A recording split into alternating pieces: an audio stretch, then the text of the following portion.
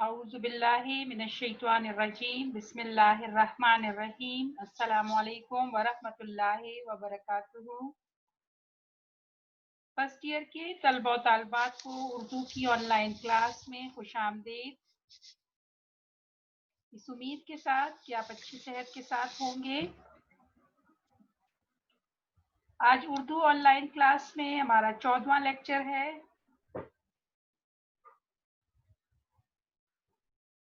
اور آج آپ جو نظم پڑھیں گے وہ ایک مرثیہ ہے،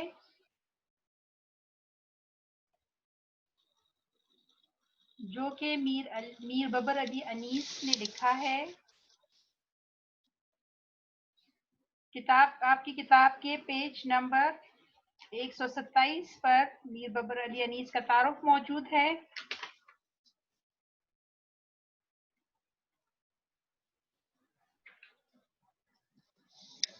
میر ببر علی انیس کا تعارف شروع کرتے ہیں۔ پیدائش 1800 سن 1800 یعنی 1800 اور وفات ان کی ہوئی ہے 1874 1874 میں۔ میر ببر علی انیس میر خلیق کے فرزند اور میر حسن کے پوتے تھے۔ خاندانی روایات کے مطابق انہیں گھر پر ہی تعلیم دی جاتی رہی۔ گھر کے باہر ان کے پہلے استاد میر نجف علی فیض آبادی تھے۔ زمانہ طالب علمی میں انیس کو معقولات اور لسانی مسائل سے بڑی دلچسپی تھی۔ ان کی ذاتی کتب خانے میں لگ بھگ 2000 کے قریب نسخے تھے۔ زمانے کے رواج کے مطابق انہوں نے شہ سواری اور شمشیر زنی بھی سیکھی۔ بعد میں فوجی تربیت بھی حاصل کی۔ ہمیشہ چاقو چوبند رہا کرتے تھے۔ طبعاً خوش مزاج اور حاضر جواب تھے۔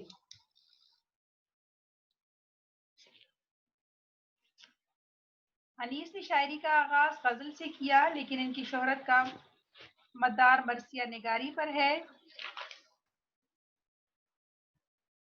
ان کے زمانے میں مرثیہ خوانی کے تحت سوز و گداز کا انداز اپنایا جاتا تھا۔ انیس نے دونوں طرح پر پڑھنے کے لیے مرثیے لکھے اور کامیاب رہے۔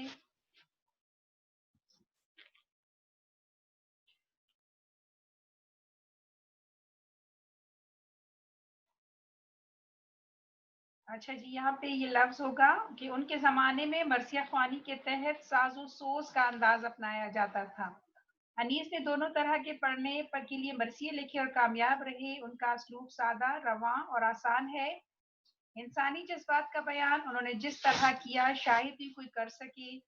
ایک محتاط اندازے کے مطابق ان کے مرثیوں کی تعداد 2000 کے قریب ہے۔ میر انیس کے مرثیے 5 جلدوں میں شائع ہو چکے ہیں۔ انہوں نے مرثیوں کے علاوہ سلام اور رباعیات بھی کہی ہیں۔ ان رباعیات میں ان کا رنگ صوفیانہ ہے، مگر ان کا کمال مرثیے کے فن میں زیادہ کھل کر سامنے آتا ہے۔ مجموعہ کلام ان کا کلیات میراثی انیس کے نام سے شائع ہو چکا ہے۔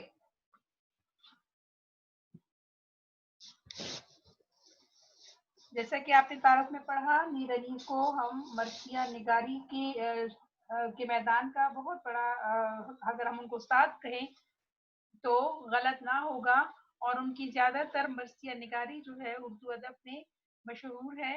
مرثیہ کیا ہے؟ اگلے پیج پہ، پیج نمبر 128 پہ ہمارے پاس ان کا مرثیہ موجود ہے۔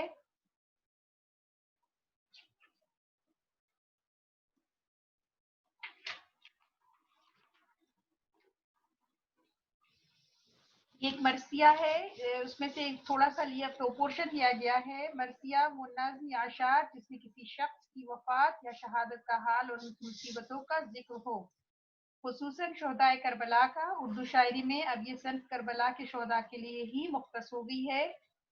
اہل بیت کی شہادت اور ان کی بہادری اور پڑھائے جانے والے مظالم کا ذکر جس نظم میں کیا جاتا ہے وہ مرثیہ کہلاتا ہے۔ یہاں پہ مرثیے کا نام ہے در مراد، پیج نمبر 128 پہ موجود ہے۔ جب کربلا میں داخل شاہدی ہوا، دہشت بلا نمونہ خلد بری ہوا، سر جھک گیا فلک کئی اوج زمیں ہوا، خورشید محو حسن حسین ہنسی ہوا،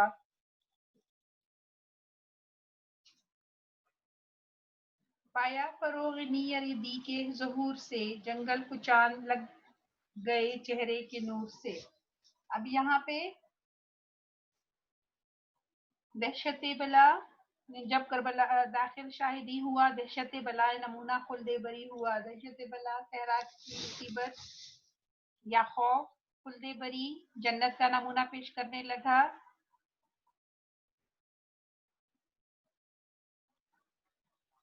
جھک گیا فلک کئی اوجے زمیں ہوا، اور جھک جانا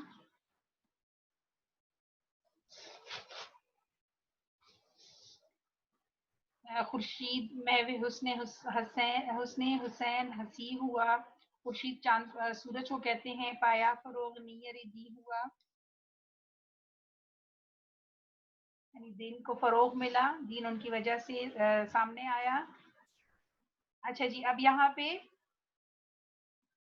کربلا کے میدان میں دین کے حضرت امام حسین کے حضرت امام حسین کے داخل ہونے کا جو منظر ہے وہ بیان کیا گیا ہے مرثیے کے اس پورشن میں۔ اگر ہم کہیں اس کو کہ آپ کو جو حصہ دیا گیا ہے اس میں سب میں صرف یہی بیان کیا گیا ہے کس طرح وہ اس میدان میں داخل ہوئے۔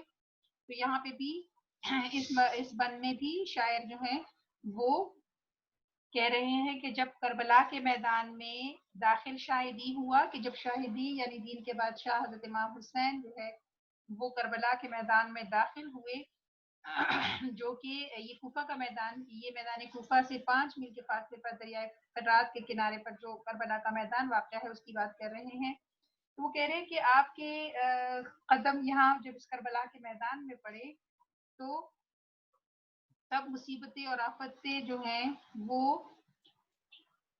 جنت کا نمونہ پیش کرنے لگی، یعنی یہ صحرا کا جو دل دہلا دینے والا منظر تھا وہ ایسا لگ رہا تھا کہ جیسے جنت کا نمونہ بن گیا ہے۔ اور آپ کی آمد سے کربلا کی حقیق زمین کا مرتبہ اتنا بڑھ گیا کہ آسمان نے بھی اس کی تعظیم میں اپنا سر جھکا لیا۔ اس دن آسمان بھی چمکنے والے سورج نے جب امام حسین کو دیکھا تو دیکھتا ہی رہ گیا۔ خورشید میں حسن حسین ہنسی ہوا، کہ جب اس نے حضرت امام حسین کو دیکھا تو اس کے سورج جو ہے وہ بھی ان کے حسن میں کھو گیا۔ پایا فروغ دی، اور ایسا ظاہر ہو رہا تھا کہ جیسے سورج کی روشنی میں مزید اضافہ ہو گیا ہے، اور آپ کے چہرے کا نور اس قدر زیادہ تھا کہ جنگل کا حسن بھی دوبالا ہو گیا، اور اس کی بھی قدر و قیمت زیادہ ہو گئی، اور آپ کی ہی وجہ سے دین کو فروغ ملا، اور ان کو جو ہے ایک نیا دین، یا ہم کہہ سکتے ہیں کہ اسلام کا ایک نیا دور جو ہے وہ شروع ہوا۔ یہاں پہ حضرت امام حسین کی تعریف کر رہے ہیں کہ کس طرح کربلا کے میدان میں ان کی آمد سے یہاں کے کا نصیب جو ہے وہ بدل گیا۔ جی، در مراد کا مطلب جو ہے وہ یہ مطلب کا موتی، ٹھیک ہے، در مراد یعنی جو چیز آپ کو، جس چیز کی آپ کو طلب ہوتی ہے اس کو پا لینا۔ خوشبو کی ان گلوں کی ہوا دشت باغ باغ، غنچے کھلے ہرے ہوئے بلبل کی دل کے داغ، پہنچا سر فلک پہ ہر ایک کوہ کا دماغ، دریا نے بھی حبابوں کے روشن کیے چراغ،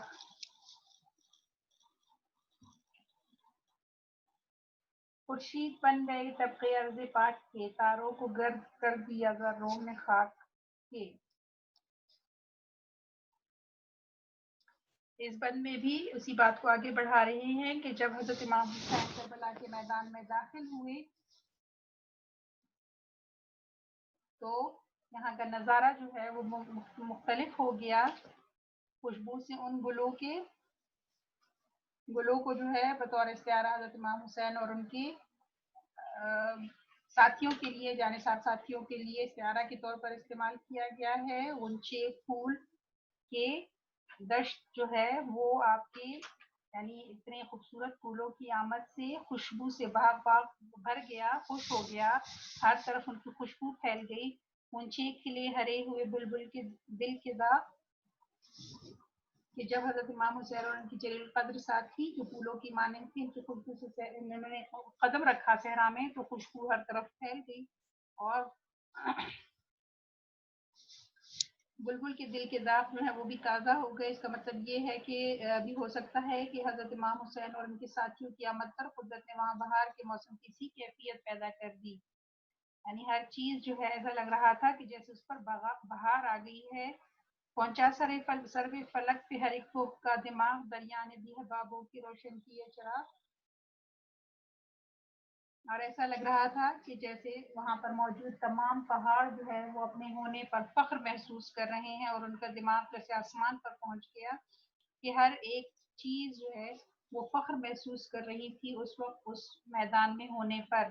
दरिया ने भी हबाबों की रोशन किए। हबाब जो है वो आपको पता है पानी के जो छोटे छोटे बुलबुली होते हैं कि ऐसा लग रहा था कि दरिया में भी जो उस वक्त पैदा होने वाले बुलबुले हैं वो यूं रोशन नजर आ रहे थे कि जैसे किसी ने वहां पे चिराग जो है वो जला दिए हों। खुर्शीद बन गए तब अर्ज पाक के, तारों ने गर्द कर दिया जर्रों ने खाक के। कि ऐसा लग रहा था कि वहां की जमीन पर मौजूद रेत के जो छोटे छोटे जर्रे हैं वो भी सूरज की तरह चमक रहे हैं। वो भी रोशन हो गए, खूबसूरत हो गए और उनके सामने सितारे जो है वो भी या सितारों की रोशनी जो है वो भी कम हो रही थी। और ये सब कुछ यहाँ पर इन पाक हस्तियों के इस मिट्टी पर कदम रखने की वजह से हुआ था। बोले फरस को रोक के शाहे फलक वक़ार, मंजिल पे हम पहुंच गए एहसान, मंजिल पे हम पहुंच गए एहसान करदकार, आगे न अब बढ़ाए कोई या से राहवार। ये वो जमीन थी जिसके लिए दिल था बेकरार।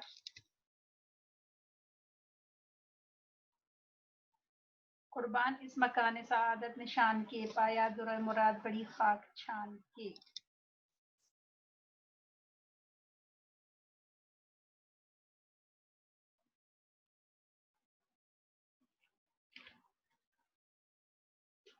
अच्छा जी, अब यहाँ पे फर्ज जो है वो घोड़े को कि जब आप इस जगह पे पहुंचे तो आपने अपने घोड़ों को वहां पे रोक लिया और एक बड़ी शान से हजरत इमाम हुसैन ने फरमाया कि यही वो मंजिल है कि जिसके लिए हम निकले थे, जिसकी हमें तलाश थी। और हजरत इमाम हुसैन शाह फलक वकार यानी जिनका रतबा या मर्तबा जो है वो आसमान की तरह बुलंद है, वो जब यहाँ पे पहुंचे तो उन्होंने क्या बता दिया कि आप बस यहीं पर रुक जाओ, यहाँ से आगे किसी ने नहीं बढ़ना, बल्कि यही वो मंजिल है जिसके लिए हम तलाश जिसकी हमें तलाश थी। और यही वो जमीन है कि जहाँ हम कुर्बान होंगे। और उन्होंने अपने साथियों से फरमाया कि हमें बहुत कोशिश और के बाद ये जगह जो है वो मिली है और ये हमारी खुशबख्ती की अलामत है। कुर्बान इस मकान सआदत निशान के, कि हमारी बहुत बड़ी सआदत है कि हमने ज़मीन को पा लिया है और यही वो जगह है कि जहाँ हम जिसकी हमें तलाश थी। और यही वो दुर मुराद है जिसको हमने पा लिया है। यानी ये हमारे लिए एक कीमती मोती की तरह है कि जिसकी तलब के लिए हमने सख्त मेहनत की और आखिरकार हमें अल्लाह का शुक्र अदा करना चाहिए कि हमने इसको पा लिया। उतरो मुसाफिरों के सफर हो चुका तमाम, कुछ अब न होगा हश्र तलक है यही मकाम, मक्तल यही ज़मी है यही मशहद इमाम, ऊँटों से बार उतार के बर्पा करो ख़याम, बस्तर लगाओ शौक से इस अर्ज़ पाक पर, छिड़का हवा है छिड़का हुआ है आब बका या की खाक पर।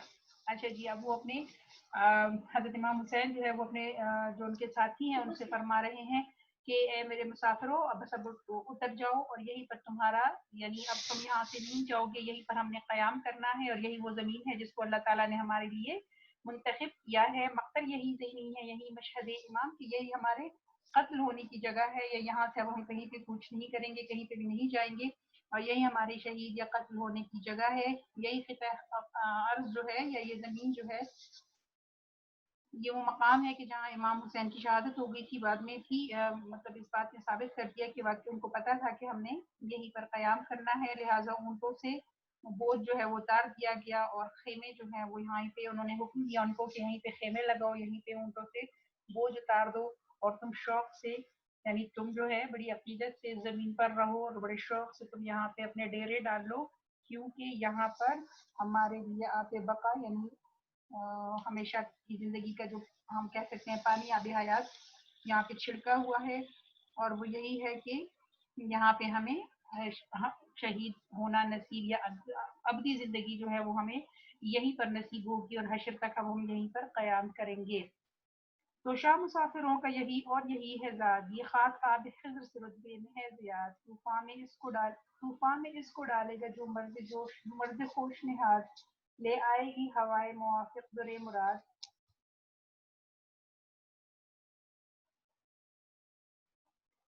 دیکھے گا یاس میں کرم کار ساز کو، تھامے گا دست موج سے دریا جہاز کو۔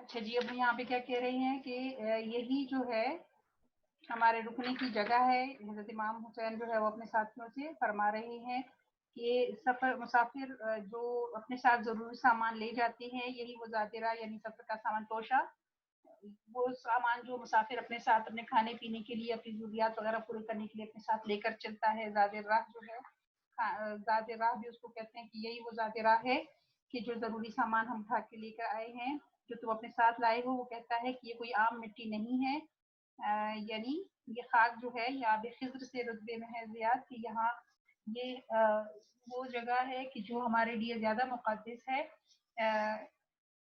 آب حیات سے، یہ کوئی عام مٹی نہیں ہے بلکہ یہ بہت اونچے رتبے رکھنے والی مٹی ہے، اور یہیں پہ ہم نے یہاں پہ ہماری شہادت جو ہے وہ لکھی ہوئی ہے۔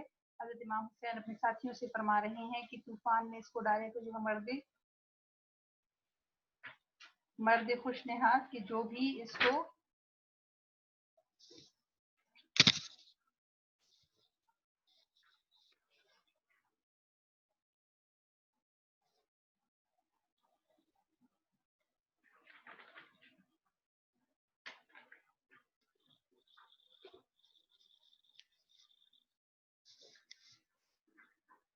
کہ یہ زمین جو ہے وہ بہت عظیم ہے، اور یہ ہمیشہ کی زندگی بخشنے والے پانی یعنی آب حیات سے بھی ہمارے لیے زیادہ عزیز ہے، یا ہمیں زیادہ جو ہے وہ قیمتی ہے، اور اللہ تعالیٰ جو کہ ہر کام کو بنانے والا اور درست کرنے والا ہے، وہ نا امید اور مایوس شخص اس کی مہربانی کو خود دیکھ لے گا، مرد خوش نہاد جو کہ یعنی جو مایوس ہو گیا ہے، ہو گیا ہے زندگی سے، وہ کہہ رہے ہیں کہ وہ خود دیکھ لے گا کہ کس طرح اللہ تعالیٰ جو ہے اس زمین کو ہمارے لیے موافق بنا دے گا، اور کس طرح ہم جو ہے یعنی اپنے ہمارا جو مراد ہے وہ ہم یہاں پہ پا لیں گے۔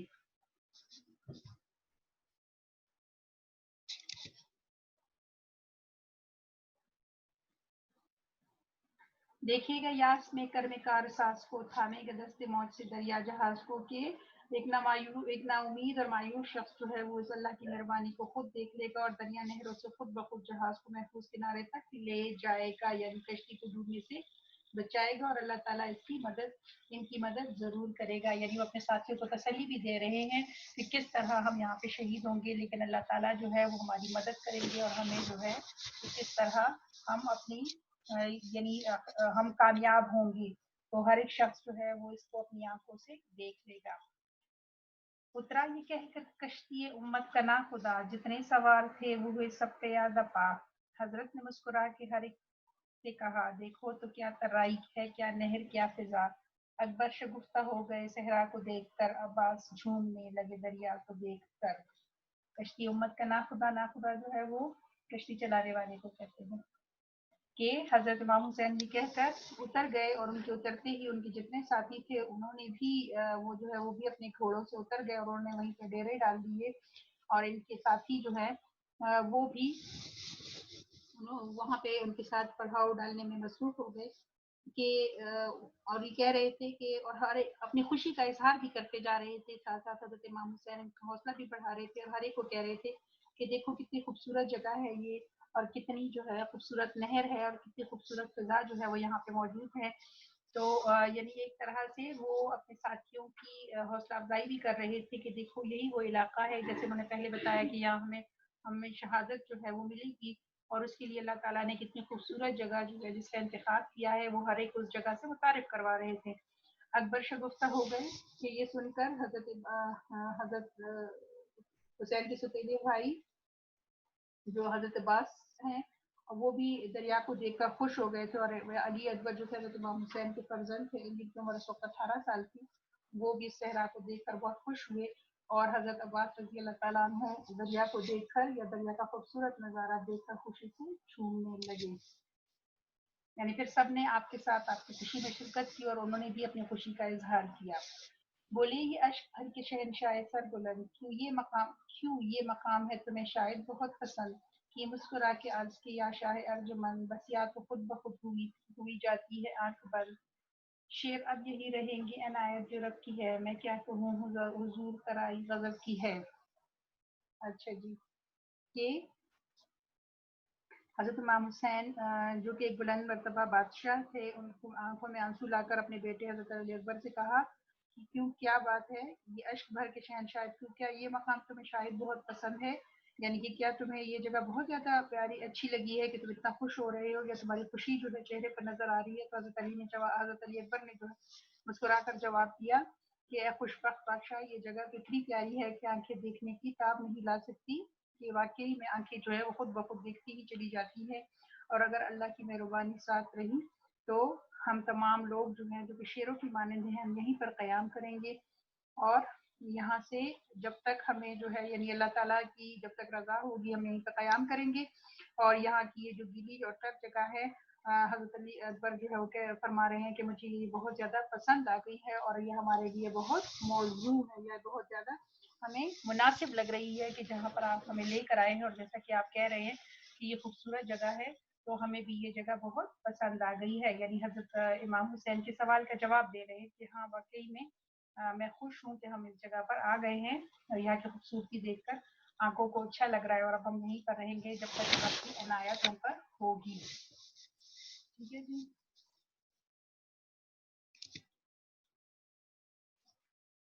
یہ جو ہے ختم ہو گئی نظم. اس مرثیے کے اس جو پورشن یا جو حصہ لیا گیا ہے، اس میں صرف یہ بتایا گیا ہے کہ کس طرح حضرت علی رضی اللہ حضرت امام حسین جو ہیں کس طرح میدان کربلا میں داخل ہوتے ہیں، اور کس طرح ہر چیز کا نظارہ جو ہے وہ تبدیل ہو جاتا ہے، اور پھر وہ اپنے ساتھیوں سے کس خوبصورت طریقے سے ان کو اس جگہ کی خوبصورتی بیان کرتے ہیں، اور اپنا مدح پیش کرتے ہیں کہ یہی وہ زمین ہے، اور ان کو پتہ ہوتا ہے کہ یہی وہ زمین ہے جہاں ہم نے شہادت کی ہوئی ہے، اور وہ اپنے دوستوں کا یا اپنے ساتھیوں کا حوصلہ بڑھاتے ہوئے اس جگہ کی تعریف کر رہے ہوتے ہیں. مشق دیکھ لیتے ہیں جی. مرثیہ کیا ہے؟ پہلا سوال شروع میں آپ کو میں نے بتا دیا. مرثیہ وہ نظم یا اشعار جن میں کسی شخص کی وفات یا شہادت کا حال اور ان کی مصیبتوں کا ذکر ہو، خصوصاً شہدائے کربلا کا. اردو شاعری میں اب یہ صرف کربلا کے شہداء کے لیے ہی مختص ہے. اس میں اہل بیت کی شہادت اور ان کی بہادری اور ان پر ڈھائے جانے والے مظالم کا ذکر کیا جاتا ہے.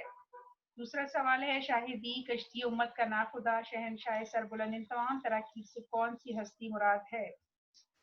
مندرجہ بالا تراکیب میں شاہدی کشتی امت کا ناخدا اور شہنشاہ سربلندی کی ترکیبیں حضرت امام حسین کے لیے استعمال ہوئی ہیں. اگلا سوال پایا دور مراد بڑی خاک چھان کے اس مصرے کی وضاحت کریں. جواب اس کا ہے جی، اس مصرے میں بتایا گیا ہے کہ حضرت امام حسین اور ان کے ساتھیوں نے بڑی تگ و دو سے وہ موتی تلاش کر لیا جسے حاصل کرنے کی انہیں بڑی تمنا تھی. اس کا مطلب یہ بھی ہے کہ انہیں ایک شہید کا مرتبہ حاصل کرنے کی بڑی آرزو تھی جو اب پوری ہوگی.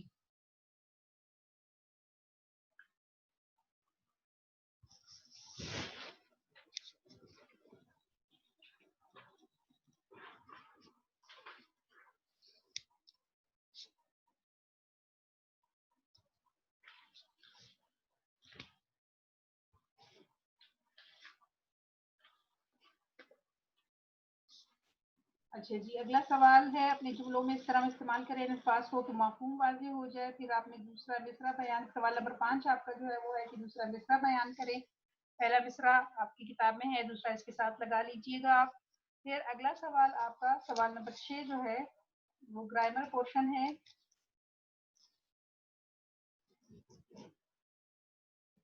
کلام میں کسی بات کی کوئی ایسی وجہ بیان کرنا جو در حقیقت اس کی وجہ نہ ہو لیکن کلام میں خوبصورتی پیدا کرتی ہو، اس میں تعلیل کہلاتی ہے. ابھی اس سے پہلے بھی جب ہم غزل پڑھ رہے تھے، اس میں بھی آپ کو تمام تراکیب کی تعریفیں جو ہے وہ میں نے بتا دی تھی. تو اس میں تعلیل جو ہے وہ ایسی وجہ کو کہتے ہیں جو اس کی اصل وجہ نہ ہو بلکہ صرف خوبصورتی پیدا کرنے کے لیے بیان کر دی جائے، جیسے کہ در مراد کے پہلے بند میں فلک کے سر جھکانے کی وجہ شہیدی کی کربلا میں داخل ہونے کو قرار دیا گیا ہے، جو فلک کے جھکنے کی اصل وجہ نہیں ہے. اور وہ آپ سے کہہ رہے ہیں کہ اس نے تعلیم کی 2 مثالیں پیش کریں. یہاں جو پہلی مثال ہے وہ ہے بے سبب زلزلہ عام میں نہیں آتا، کوئی بے تاب تہ خاک تڑپتا ہوگا. یہاں پہ زلزلے کے آنے کی وجہ یہ بتائی جا رہی ہے کہ کوئی جو ہے کوئی بے تاب روح جو ہے وہ شاید زمین کے اندر سڑک رہی ہے یا شاید کہ تڑپ رہی ہے، اس لیے زمین پر جو ہے وہ زلزلہ آ گیا ہے، جبکہ زلزلے آنے کی اصل وجہ یہ نہیں ہوتی، اس لیے ہم اس کو حسن تعلیل کہتے ہیں. دوسری مثال ہے پیاسی جو تھی سپاہ خدا 3 رات سے ساحل سے سر ٹپکتی تھی موجیں فراز کی. ساحل سے موجوں کی ٹکرانے کی اصل وجہ تو یہ ہے کہ ہوا کے چلنے سے پانی میں لہریں یا موجیں پیدا ہو کر کناروں سے جا ٹکراتی ہے.